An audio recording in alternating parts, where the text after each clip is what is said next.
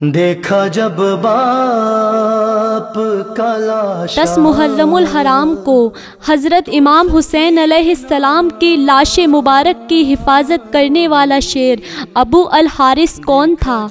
इमाम हुसैन के बचपन में पाले हुए इस शेर को क्यों आज़ाद किया गया था?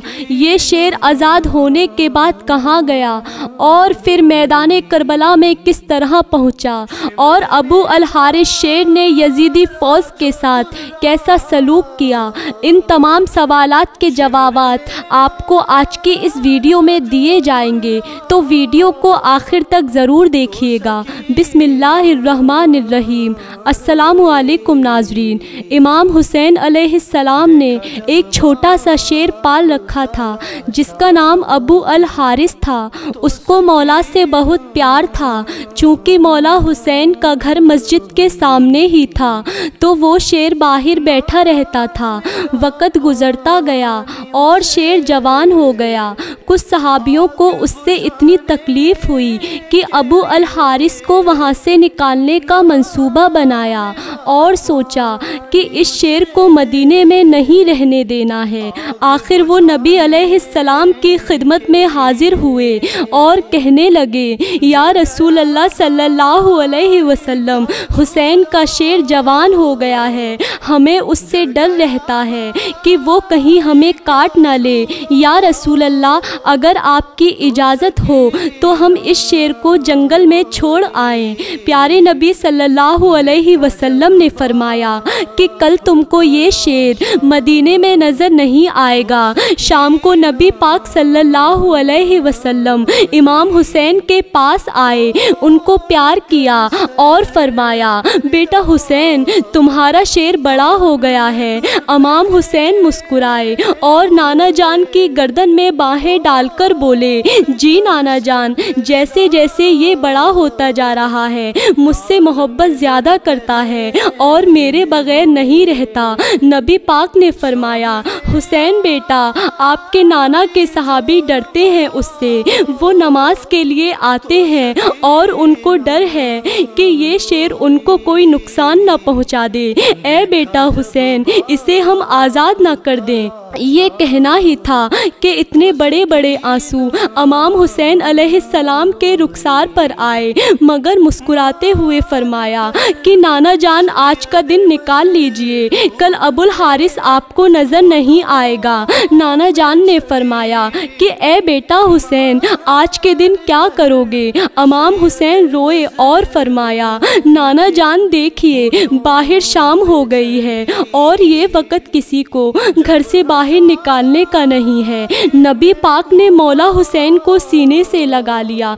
जब मौला तहज्जुद के वक़्त शेर को खुराक देने आए तो अबुल हारिस ने कहा कि ए मौला, आज इतनी जल्दी एहसान? मौला ने सारी बात अबुल हारिस को बताई। अबुल हारिस ने कहा कि ठीक है मौला, मैं जाता हूँ, पर एक शर्त है, फिर दूसरी दफ़ा मुलाकात ज़रूर हो। इमाम अलैहिस्सलाम ने फरमाया कि ठीक है, तारीख़ याद करो, 61 हिजरी 10 मुहर्रमुल हराम को मैदान करबला के टीले के पास से तुम्हें एक आवाज़ आएगी। बस उस आवाज़ पर चले आना और मुझसे मुलाकात हो जाएगी। अबुल हारिस ने कहा कि ए मौला, मुझे आवाज़ कौन देगा?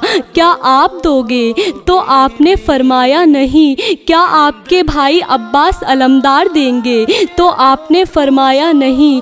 फिर पूछा कि ए इमाम, फिर मुझे आवाज़ कौन देगा? फिर इमाम अलैहिस्सलाम ने रोते हुए फरमाया कि मेरी 4 साल की बेटी सकीना सलामुल्लाह अलैहा तुम्हें आवाज़ देंगी, या हमारी अम्मा फ़िज़्ज़ा सलामुल्लाह अलैहा आपको आवाज़ देंगी। नाज़रीन, आज भी करबला में वो मकाम मौजूद है जहाँ खड़े होकर बीबी फ़िज़्ज़ा सलामुल्लाह अलैहा ने अबुल हारिस शेर को को आवाज़ दी थी बरोज़े आशूरा कि जब बीबी फ़िज़ा सलामुल्लाह अलैहा ने अबुल हारिस को आवाज़ दी कि ए अबुल हारिस जल्दी आ, मेरे बाबा के लाशे पर घोड़े दौड़ रहे हैं। मगर हाय अफसोस कि जब अबुल हारिस करबला की सरजमी पर पहुंचा तो उस वक़्त इमाम अलैहिस्सलाम की लाशें मुबारक 7 हिस्सों में तकसीम हो चुकी थी।